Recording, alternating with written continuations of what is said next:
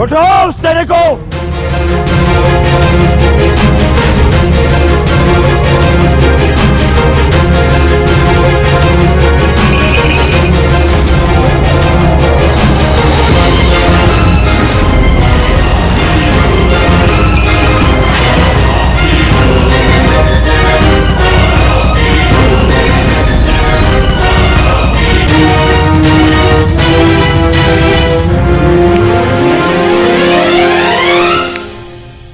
तुम्हें लगता है कि ये धातु श्रृंखला मुझे बांधने के लिए पर्याप्त है दुर्योधन?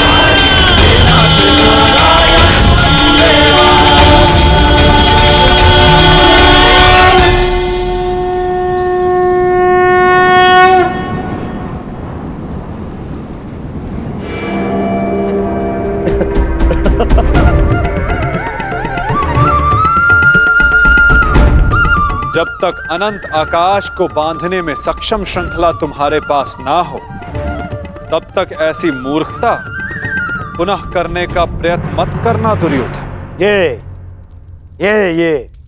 छल, ये माया, यही है ना तुम्हारे अस्त्र छलिए। परंतु मुझे तुमसे या तुम्हारे इस माया से डर नहीं लगता। हर लूंगा मैं तुम्हारे और उन पांडवों के प्राण।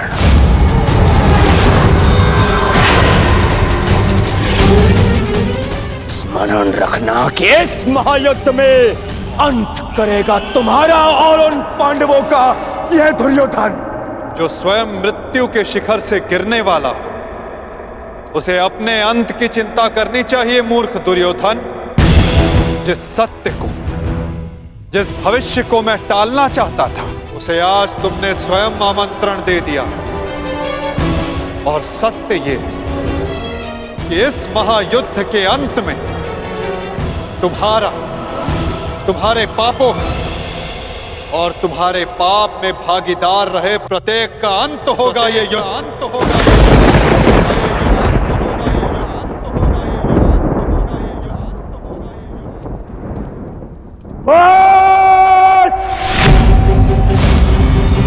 मेरे राज्य में, मेरे ही सभा में आके मुझे ही धमकी देता है छलिए। तुम्हारा राज्य, तुम्हारी सभा, इस राजसभा के समक्ष कितना सा आकार है तुम्हारा दुर्योधन? और हस्तिनापुर के समक्ष कितनी सी है ये सभा? और इस पृथ्वी के सामने कितना सा है हस्तिनापुर? और इस ब्रह्मांड में क्या स्थान रखती है ये पृथ्वी? यदि मनुष्य का अभिमान और दम उसके आकार से अधिक बड़ा हो जाए, तो वही मनुष्य को स्वयं अपने बोझ से मार डालता है। और तुम्हारे अंत का कारण भी यही अभिमान होगा दुर्योधन। और तुम्हारा अंत भी तुम्हारे इसी अभिमान से होगा दुर्योधन।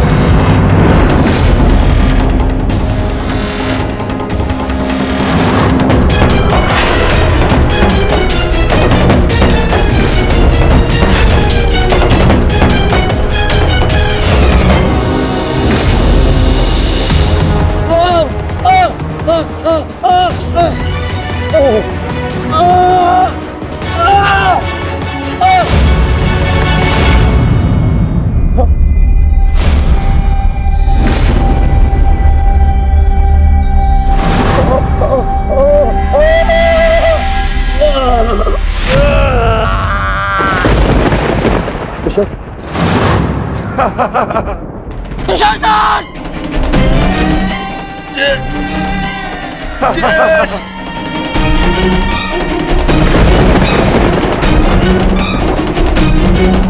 ये सब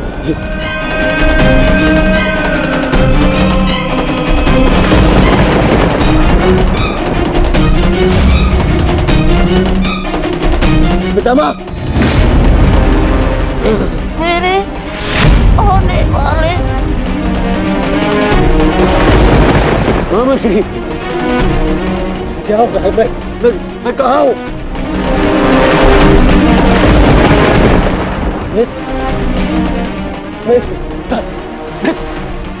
मैं तो कहाँ हूँ?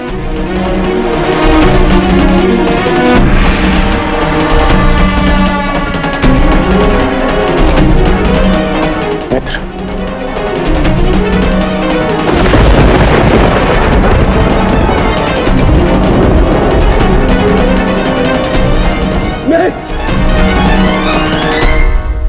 मित्र का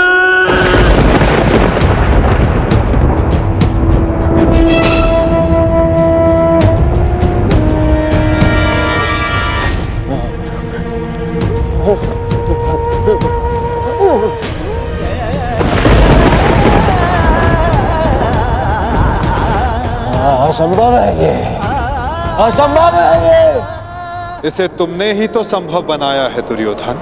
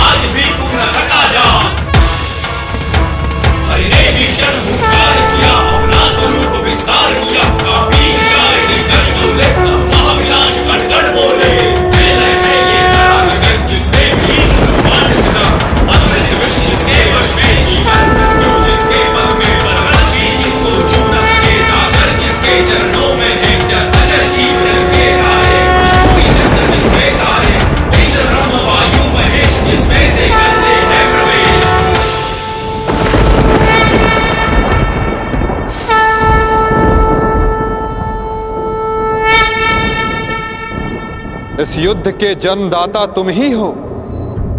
ध्यान से देखो इसे, ये कुरुक्षेत्र है। ये तुम्हारे अहंकार का परिणाम है दुर्योधन। तुम्हारे छल का निष्कर्ष है ये तुम्हारे मद का, तुम्हारे कर्मों का फल है दुर्योधन।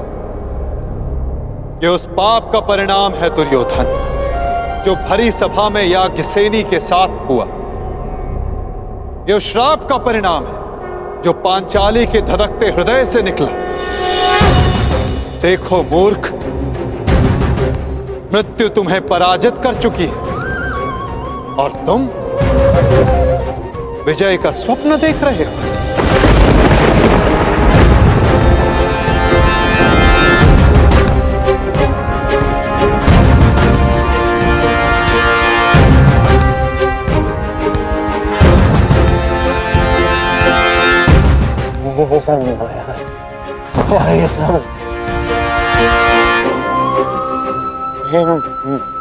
माया है। माया नहीं दुर्योधन, तुम्हारे कर्मों की छाया है ये। यही तुम्हारा भविष्य है, यही तुम्हारा प्रारब्ध, यही अंत है कुरुवंश का। युद्ध की चाह थी ना तुम्हें, महाविनाश देखने की इच्छा थी तुम्हें। ठीक, युद्ध मिलेगा तुम्हें, महाविनाश देखोगे तुम। तुमसे पहले भी बहुत अहंकारी आए और उनका भी अंत मैंने इसी प्रकार किया। मनुष्य क्या, मैं तो सौर मंडल का सृजन और विनाश करता हूं। देखना चाहोगे तो देखो।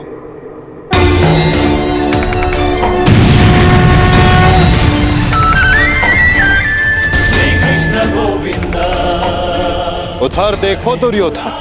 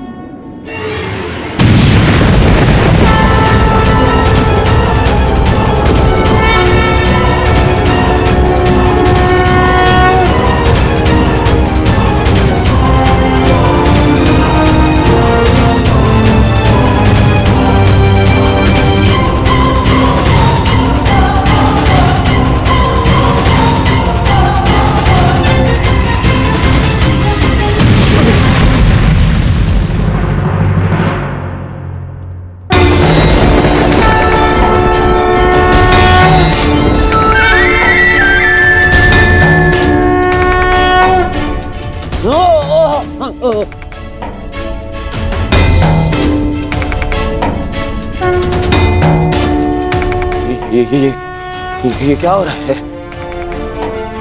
नहीं, ये सब मिथ्या है। ये मिथ्या है। ये मिथ्या तुम्हारा अहंकार है दुर्योधन।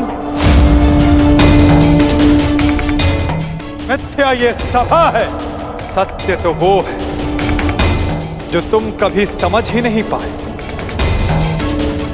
वो सत्य जो मैंने अभी तुम्हें दिखाया।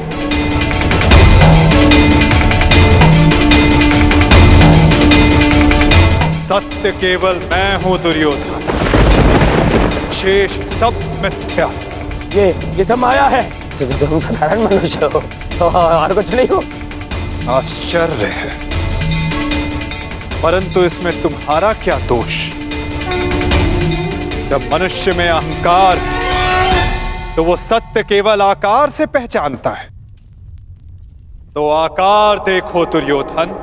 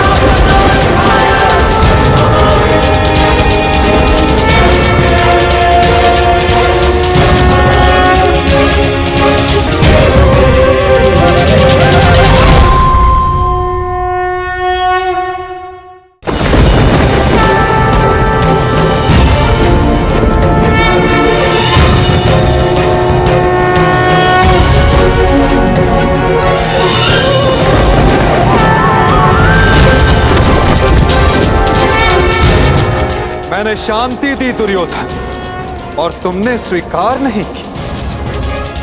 मैंने मैत्री दी, परंतु अपने अहंकार के आगे तुम्हें मैत्री का मूल्य समझ नहीं आया।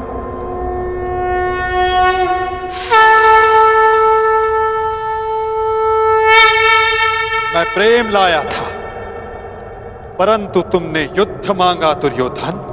तो सुनो, अब युद्ध होगा।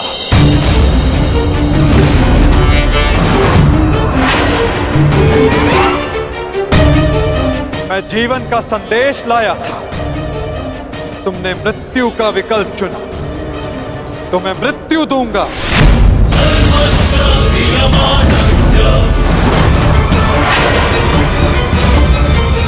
तुम्हें अनुमान नहीं दुर्योधन कि यह युद्ध कितना भयंकर होगा।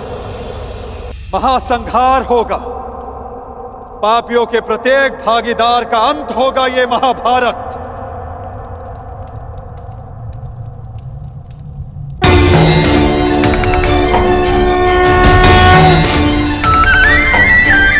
श्री कृष्ण गोविंद हरे मुरारी, हे नाथ नारायण वासुदेवा।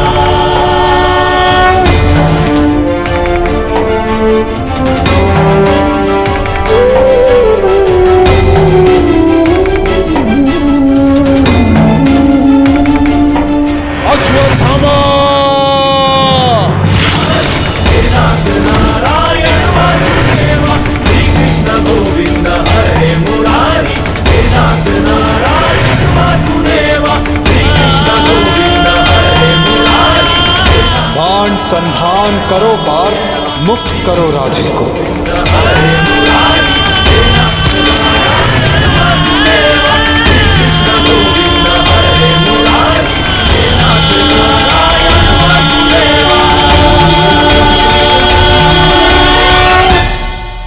सभा में इतनी शांति क्यों है?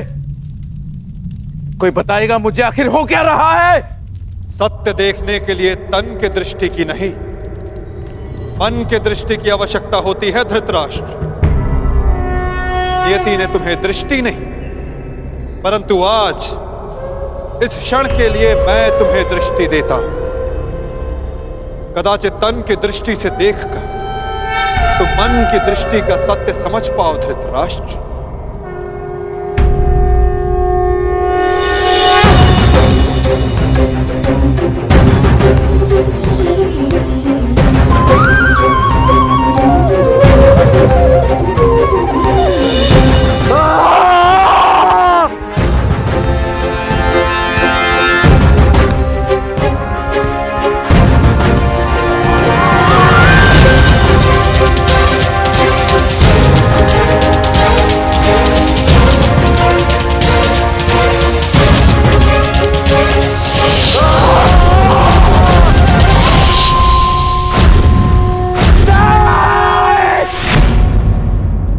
नहीं चाहिए ये दृष्टि मुझे, वापस ले लो।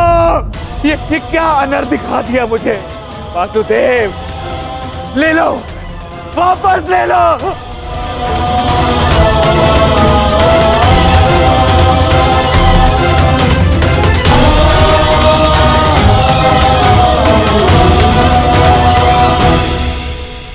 जो सबने देखा वही अंत है और वही नया प्रारंभ। परंतु ये आप सबको स्मरण तब होगा जब ये वास्तविक में आप सबके साथ घटित होगा।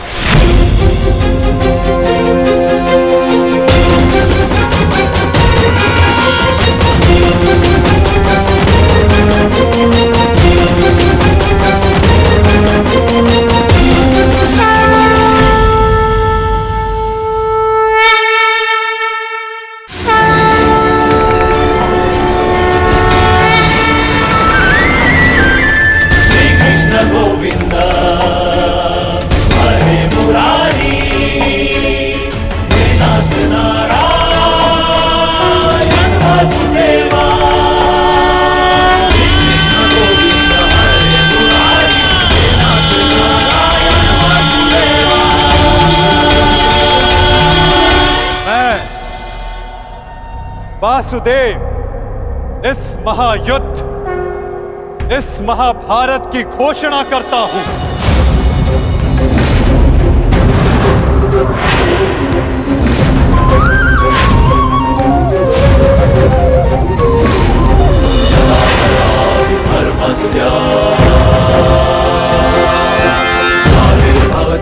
स्मरण रखना दुर्योधन, तुम्हारे इस अभिमान के साथ साथ तुम भी इस धरा पर ऐसे गिरोगे कि कभी उठ नहीं पाओगे। इस महाहिंसा, इस महाविनाश के उत्तरदायित्व का बोझ तुम अपने साथ दूसरे लोक लेकर जाओगे दुर्योधन।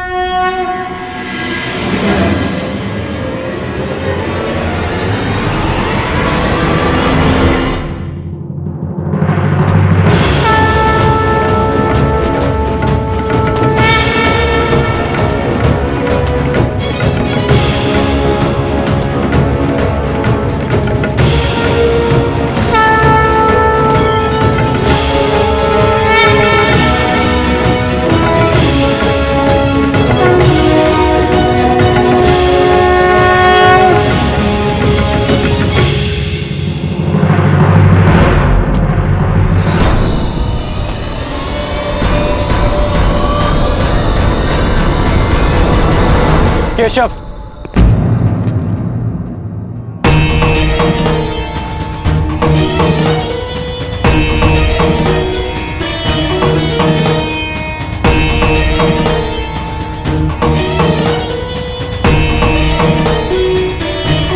मुझे सदा से भान था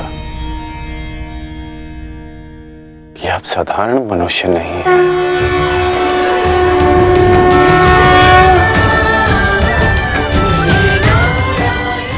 परंतु आज जो मैंने देखा, उसके पश्चात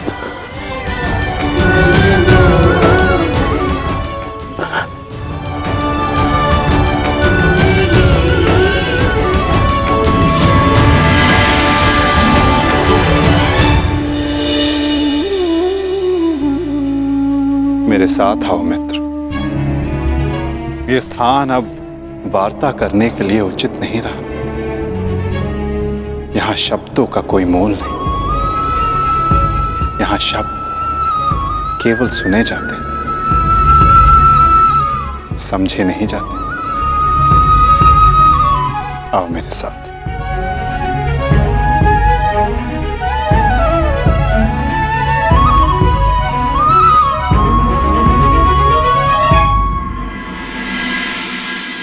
केशव,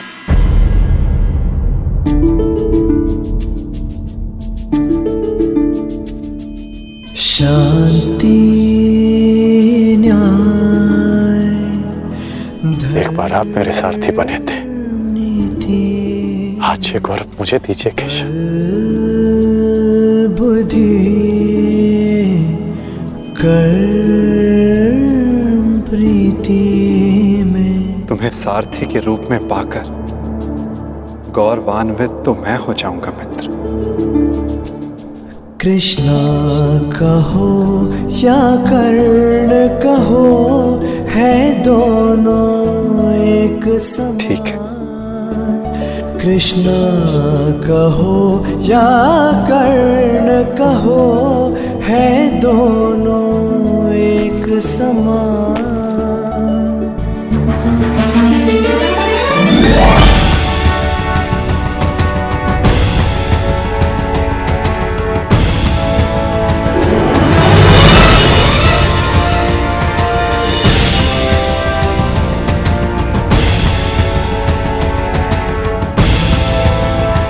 स्वर्ण, सज्जन पुरुष और परोपकारी मनुष्यों की गति एक समान होती है। यदि स्वर्ण टूट जाए तो उसे गर्म करो, ताप दो, पिघल कर वो फिर से जुड़ जाता है। ठीक उसी प्रकार मतभेद होने के पश्चात भी एक सज्जन पुरुष और महान पुरुष फिर से मित्र बन जाते हैं। परंतु दुर्जन दुष्ट माटी से बने लोग उस पके हुए मटके के समान होते हैं कि जिनमें यदि एक बार दरार आ जाए तो वो स्वयं ही स्वयं का सर्वनाश कर लेते हैं। इसलिए मित्रता केवल सज्जनों से ही करें ताकि मतभेद ना हो। दुष्टों का समूह अपना नाश स्वयं ही कर लेता है।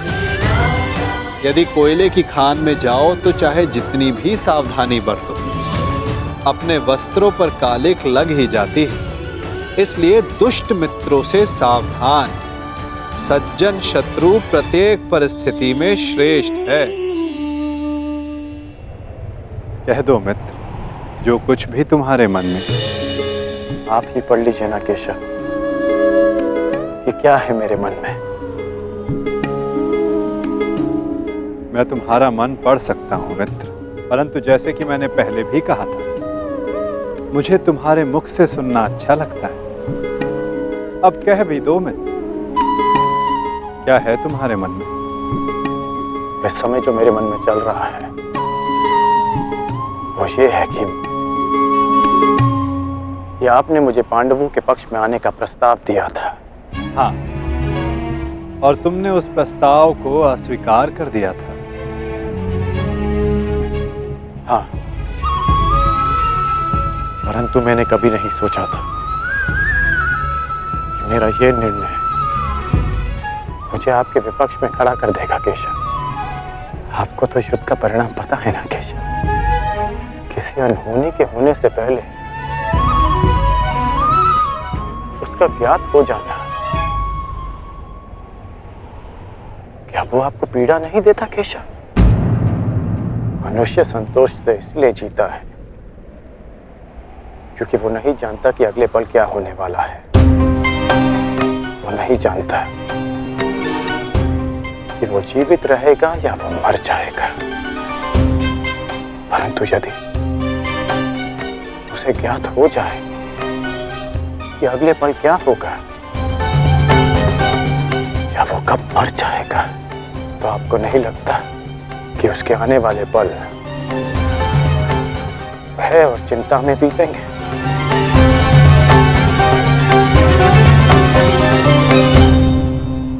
ये सोच पर निर्भर करता है अंगराज। यदि मनुष्य को अपना अंत ज्ञात हो तो हर वो क्षण जिसे हम व्यर्थ करते हैं, उन क्षणों को जिया भी जा सकता है। इस नदी को देख रहे हो? इस बहती नदी को पता है कि अंततः इसे सागर में जाकर मिल जाना। अधिक ज्ञान पीड़ादायी नहीं होता मित्र। अधिक ज्ञान उचित निर्णय लेने में सहायता करता है। यदि तुम्हें भी भूत और भविष्य का कुछ अधिक ज्ञान होता तो कदाचित तुम भी अधिक न्यायपूर्वक निर्णय कर पाते। आपका मंतव्य यही है ना कि पांडव उचित हैं और दुर्योधन अनुचित?